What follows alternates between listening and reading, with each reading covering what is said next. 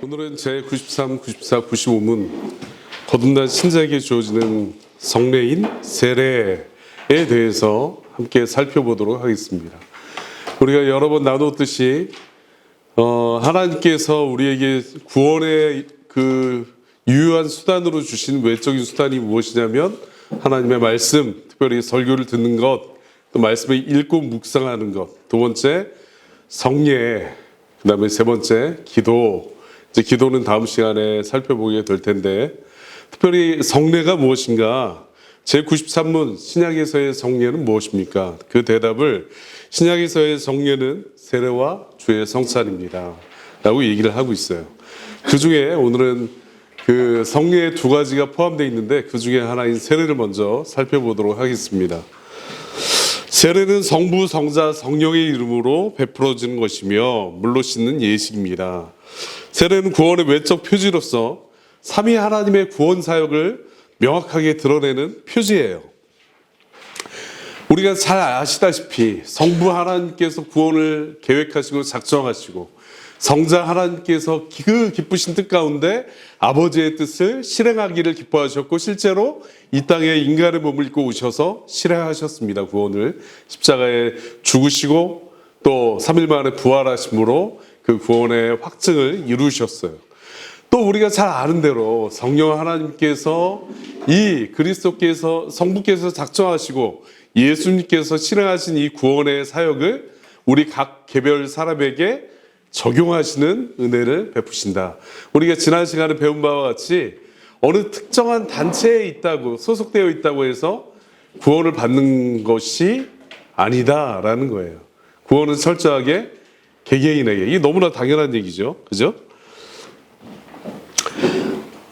그리고 세례받는 자가 거듭나 삼위 하나님께 드려졌다는 것을 의미하는 거예요. 세례받는 세례 예식에 있어서. 또 두 번째, 세례에서 물의 역할이 무엇인가? 죄악을 씻겨내고 또 영적으로 정결하게 만드는 것을 의미하며 직접적으로는 우리 죄를 위하여서 우리 주 예수 그리스도께서 흘리신 보혈의 피를 의미하는 거예요. 그죠? 우리 죄를 맑게 씻기시는 주님의 보혈을 의미한다라는 부분입니다. 또 세례는 우리가 그리스도께 접붙임됐다라는 부분하고 우리가 지지난 시간에 이 외적인 수단들을 다루면서 특별히 말씀 부분을 다루면서 얘기했던 게 뭐냐면 은혜 언약 안에 있는 신자들에게 보증으로 주어지는 성례가 있다라고 이렇게 얘기를 했었어요. 그러니까 하나님의 말씀도 그렇고 성례도 그렇고 기도도 그렇고 은혜 언약 안에 이 거하게 된 백성들에게 그러니까 이미 효과적인 부르심을 입기로 작정된 자들에게 말씀과 성례와 기도가 효과적으로 적용이 된다라는 부분입니다. 그래서 세례는 우리가 그리스도께 접붙임된 것과 은혜 언약의 유익들에 참여하는 것과 주님의 소유가 됐다는 것을 확증하는 역할을 한다라는 부분이에요. 세례는 특별히 두 가지 핵심적인 내용이 들어있습니다. 그 첫 번째가 뭐냐면 우리가 거듭날 때 믿음을 예수님으로부터 예수 그리스도를 믿음으로 말미암아 거듭나게 될 때 복음으로 말미암아 생명이 주어지게 될 때 어떤 일이 먼저 일어나냐면 예수님과 그 신자의 개별적인 개인적인 연합이 일어난다라는 부분이에요. 이 세례가 확실하게 드러내는 표지 중에 하나가 뭐냐면 연합이에요. 연합. 그리스도와 이제 연합된 상태에 있다. 예수님께서 뭐라고 말씀하셨죠? 그 포도나무 비유를 통해서 말씀하신 게 뭐예요? 너희가 내 안에 있고 내가 너희 안에 있으면 정말 내가 포도나무고 너희가 가지다. 그죠? 그래서 내 안에 접붙인 너희는 생명력이 있기 때문에 열매를 많이 맺게 될 것이다. 이제는 다른 삶이 된 거예요. 그죠? 이전에 그 죽어있던 생명이 없던 상태에서 생명이 주어지게 되고 예수님 안에 연합됨으로 말미암아 생명을 얻었을 뿐만 아니라 풍성하게 누리게 되는 상태에 들어간다라는 것을 세례가 확증하는 수단으로 보여준다라는 거예요. 두 번째는 우리가 앞서 읽었던 것처럼 정결하게 한다. 죄에서 이제 깨끗하게 되었다. 새로운 피조물이 되었다라는 것들을 확증하는 표지로서 세례가 주어진다라는 부분입니다. 세 번째, 세례 방식은 침례, 우리가 그 침례교에서 말하는 침례가 있잖아요, 그죠? 세례 요한이 이스라엘 백성들에게 세례를 줄 때 강에서 이제 세례를 줬잖아요, 그죠? 그래서 그 안에 들어가서 몸을 확실히 잠갔다는 그 내용은 성경에 나와 있지 않지만 어쨌든 물 가운데에서 물 속에서 세례를 받은 것이다라고 해서 침례주의자들은 몸을 완전히 물 속에 담그는 것이 합당한 세례의 방식이다라고 얘기해요. 이게 침례교 또는 성결교 또는 순복음 이런 교회들에서 시행되고 있는 방식입니다. 반면에 장로교는 어떤 방식을 택하느냐 하면 물을 잠그는 것과 웨스트민스터 신앙고백서에 이렇게 나와 있어요. 물을 잠그는 방식이나 물을 뿌리는 방식이나 그 방식에는 그 중요한 의미가 있는 것은 아니다. 둘 다 가능하다. 그렇기 때문에 어떤 한 가지 방식을 지나치게 고집하는 것은 옳지 않다. 특별히 웨스트민스터 신앙고백서는 그 회의에서 총회에서 어떤 것을 결정했냐면 뿌리는 방식이 더 성경적이다라고 해서 이제 결정을 한 거거든요. 물론 아주 근소한 차이로 결정이 되었지만 그런 방식을 채택했다라는 부분입니다. 그러니까 방식이 그렇게 중요하지 않다. 칼빈 목사님이 이렇게 말씀하셨습니다. 교회는 각 형편과 처지에 따라 침례와 물로 뿌리는 세례를 선택할 수 있습니다. 라는 부분이에요. 이 방식에 있어서는 뭐 차이가 있을 수 있다. 어느 편을 택하든 각 교회의 형편에 맞춰서 진행하면 된다. 시행하면 된다라는 부분입니다. 그러나 그보다 더 중요한 것은 오늘 95문에서 질문하고 있는 이 내용이에요. 그렇다면 세례는 과연 누구에게 베풀 수 있습니까? 라고 질문을 하고 있잖아요. 그죠? 그리고 대답에 뭐라고 얘기하냐면 세례는 유형교회가 뭐예요? 우리 바른길교회처럼 눈에 보이는 교회를 가시적 교회 또는 유형교회라고 얘기합니다. 영어로는 유식하게 비저블 처치. 영국식 발음이 비저블. 그래서 비저블 처치 이 유형교회 안에 있는 눈에 보이는 우리 옆에도 성원교회라는 교회가 있잖아요. 그래서 이게 다 유형교회예요. 이 교회 밖에 있는 사람에게는 세례가 베풀어져서는 된다 안 된다? 당연히 안 되죠. 예수 그리스도와 아무 상관이 없는 사람들이기 때문에 베풀어질 수 없다라는 부분이에요. 그죠? 그래서 특별히 세례는 교회 안에 있는 모든 사람에게 다 베풀어야 되는가? 이런 질문을 할 수도 있어요.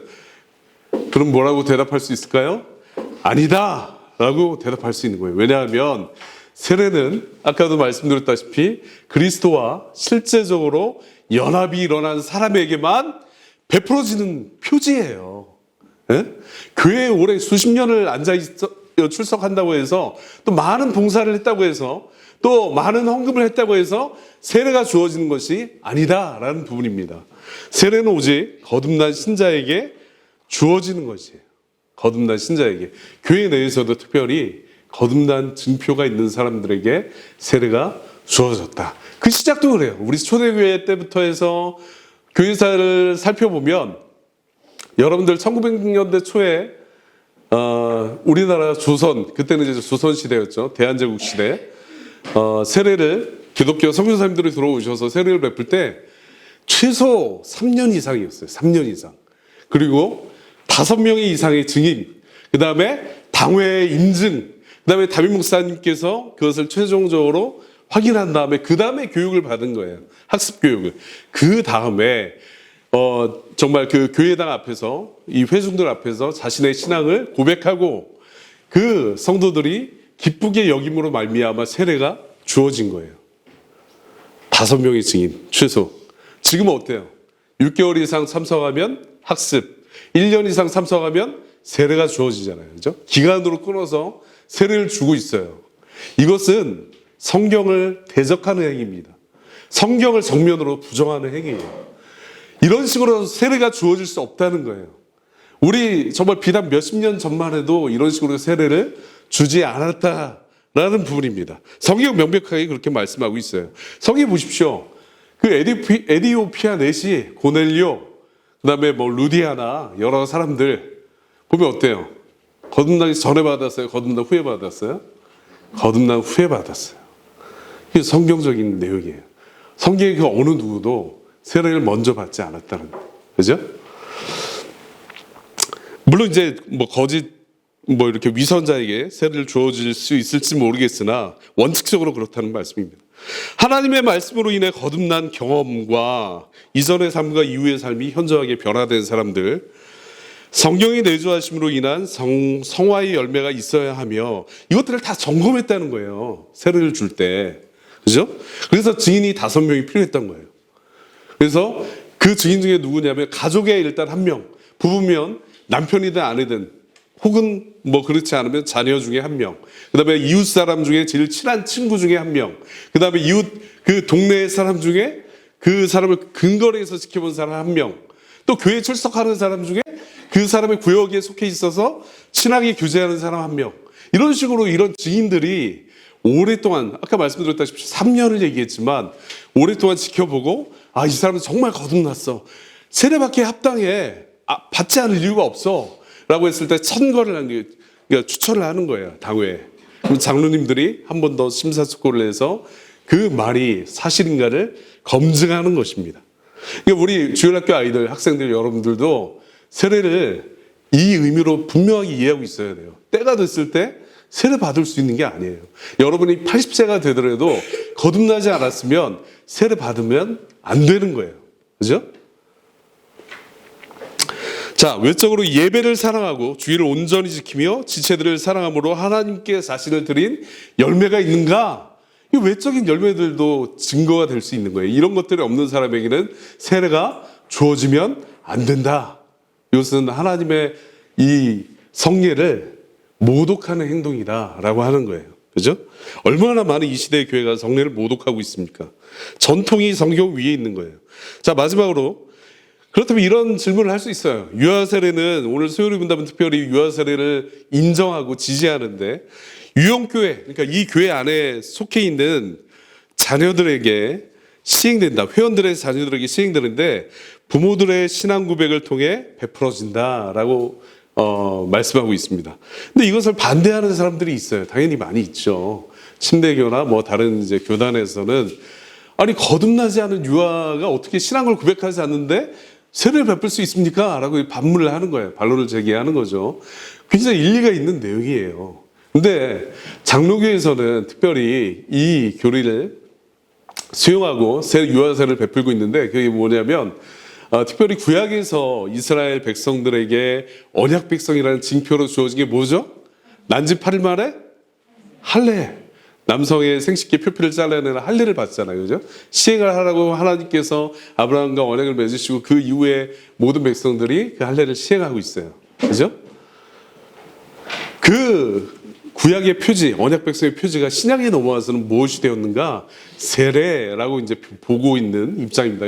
그 외에도 뭐 성경의 여러 곳에 나타나는 그 증거 구절들을 보면 루디아나 고넬료나 또 빌립보 간수나 이런 사람들의 그 회심 이후에 세례가 베풀어지는 그 내용에 무슨 내용이 나오냐면, 그들과, 그러니까 고넬료와 그 온 가족이 다 세례를 받았다 라고 하는데, 그 온 가족 안에 어린아이들부터 해서 노인에 이르기까지 다양한 세대 구성원이 있었을 것이다 라고 해서 그 유아 세례를 베푸는 것을 인정하는 거예요.